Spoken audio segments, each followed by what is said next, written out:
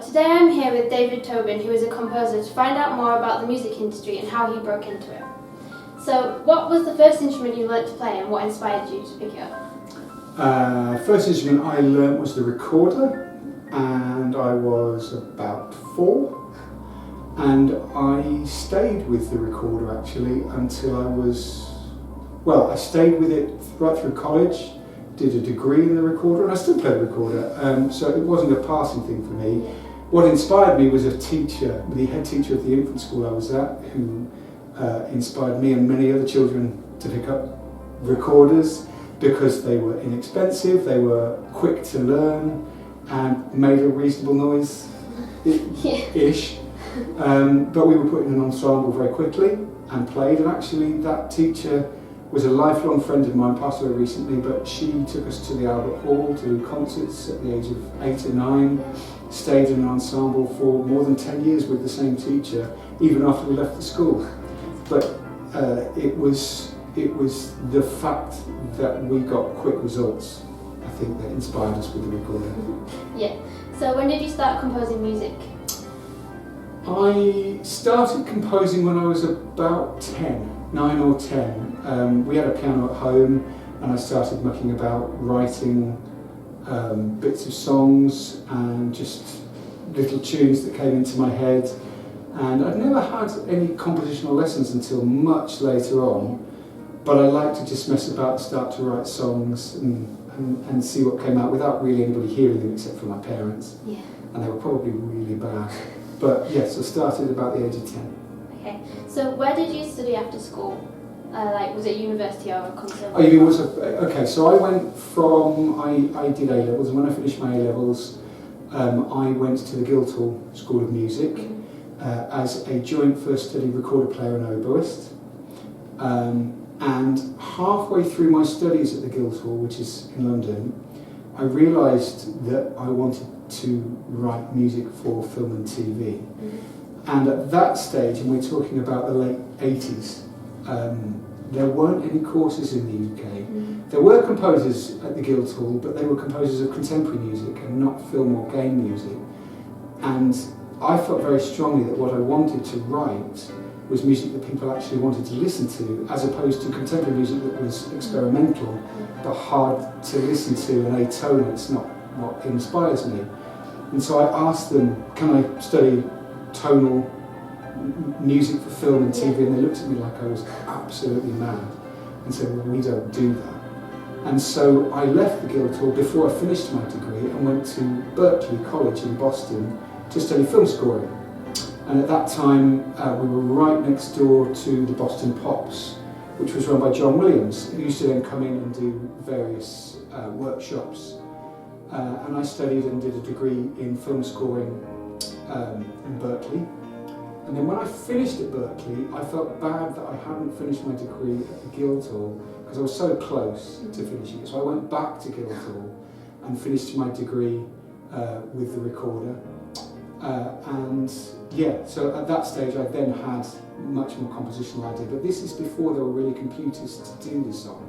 So we were, when people say cut and paste, we literally cut and paste, that's what it was. So it was a long time ago. Yeah. Okay, so how did you get from there to where you are now? Luck. Yeah. Largely. Actually, let's put it this way. There always comes, in my opinion, at points in your life when you probably have an opportunity and you may not know it is, and you have to be prepared to put yourself in a position to take the opportunity. Sometimes they don't lead anywhere, and sometimes they do.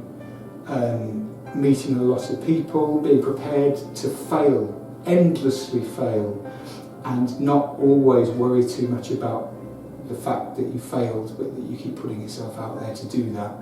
I went through all manner of failure repetitively, not necessarily the same failure repetitively because that's not smart, but I started as an orchestrator, and I worked on commercial albums for pop bands who didn't pay me properly, and so I'd get into financial trouble because I'd do work and not get paid. I ran a studio that went bust. I what did I do? I ran a karaoke company, so not going into pubs, but making the backing tracks. So I learned how tracks were made, how music was made, basically by sitting down and saying, if I think about this laterally, who needs somebody that can produce music? Where is it used? Okay, I hear it in a pub, somebody must make that. I could get paid to do that. And eventually I ran a company, we made 100 a month with a team of 30 producers. So I went through all sorts of things whilst developing a career in writing music for film and TV. And at first I wrote also for games directly for programs.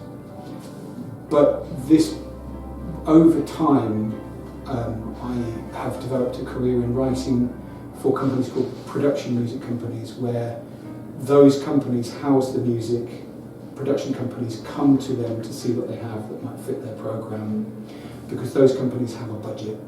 And so I, over time, realised that was a way that composers could get paid to make music, but it took me a long time to get to that, and it's now probably the primary way that composers make a living in the UK, certainly. So what's been your favourite project so far? Goodness. Well, one of the things about writing production music that I love is that I don't have to promote it and I don't have to tour with it. And I love travelling and I like the cut and thrust of all of it. But I like the fact that I write something, then I move on and do something else.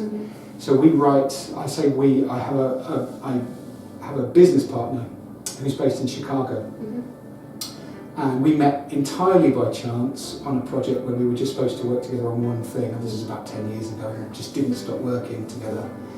And we've done all sorts of things in different genres, from pop to rock to jazz to classical music. Probably the most fun I've had is writing big band music with Jeff Meagan, touring with that, doing some of that in Boston and Chicago, and in New York, and also in London. But I would say if I had to pick one project, twice now we've been to New Orleans to record jazz albums in New Orleans, and I think the first time I went to New Orleans, we travelled with the head of the company that we write for, and it was new for all of us, and it was an amazing experience. It was at the time of the Mardi Gras there, and about 1 million extra people travelled to New Orleans at that point, and we just didn't realise it was going to be like that. And it was just like nothing I'd ever experienced. Wow. So what advice would you give someone who is new to composing music and anyone who's trying to make it in the music industry? The first thing I would say is you don't have to make a living out of it to enjoy composing. In fact, quite the opposite. I would say making a living out of composing is a difficult, demanding, tough way to make a living. It's uncertain, it's not well paid unless you're in the upper echelons of it. And I'd say if there's something else that you can do something else. That aside, making music for fun is an entirely separate venture, because you get to choose what you want to do. So if you want to compose, compose. Find a project. I would say it's quite hard to work without boundaries. What I mean is, if you've got a brief, if you've got somebody who says, write something in this style, or this length, or for this type of ensemble, or for this type of audience, then that becomes easier. Like many things in life, if I said draw a picture, and somebody says of what, you say anything, that's quite hard. But when somebody tells you what they want, now if nobody's going to give you a brief, give yourself a brief. I'm going to write for this type of ensemble, or I'm going to perform it to these type of people, or it's going to be done by this date. Basically put some walls on things, and then endless amounts of listening. It's no different from being an author, really. If I was going to write a book about a subject, I'd research it.